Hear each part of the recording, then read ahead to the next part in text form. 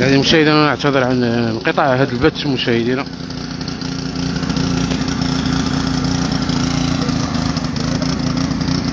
العملية دائما مستمرة وفقط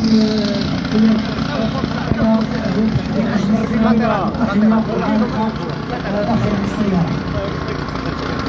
هنا تجد الإشارة إلى الدعم النفسي والاستشارة البسيكولوجي بالنسبة للضحية التمويل في هذه الحالات، ويجب التحاور مع الضحية.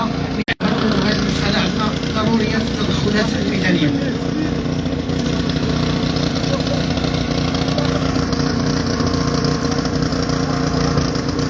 العمومي تكون له مجموعة من المتدخلين، الأمن الوطني، القوات المساعدة، عمليات تقطيع جهات فعال، عمليات الإغاثة.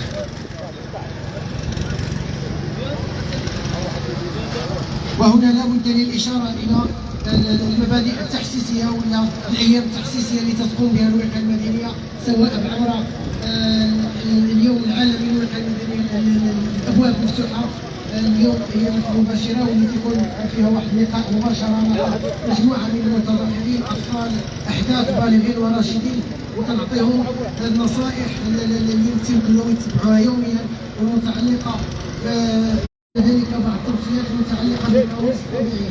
كيف ما تشوف الآن يتم استخراج الضحية واحد الدقة.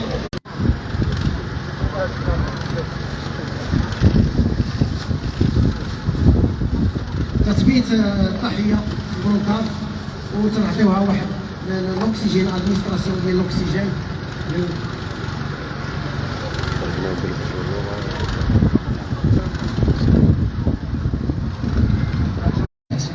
الوقاية المدنية في اللحظات. ما تيمكنش شي حالة إحماض الحريق والحالة ديال هاد الضحية ما تستعليش التنقل ديالو، علاش؟ لوجود عراقيل.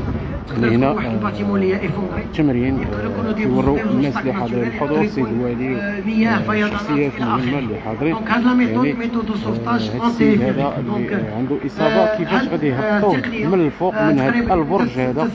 باش المتخصصين في هاد بعد ما بونكار غادي يتم تم تثبيت جميع باش حتى هو ما تيأثرش في الطريق، وتيتبع الطابلو دور ديالها باش نوصلوها للمكان ديال الاستخراج ديالها وبالتالي نقلها للمستعجلات.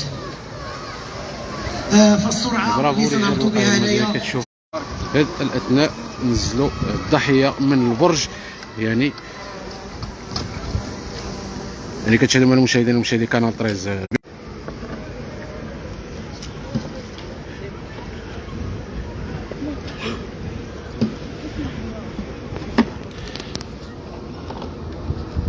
الجاهزه التقنيه رجال الوحده المدنيه، ففي غياب هاد المسائل فما تيكونوش تدخلات في المستوى.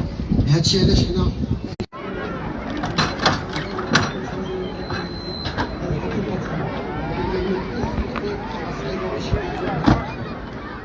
شكرا للجميع.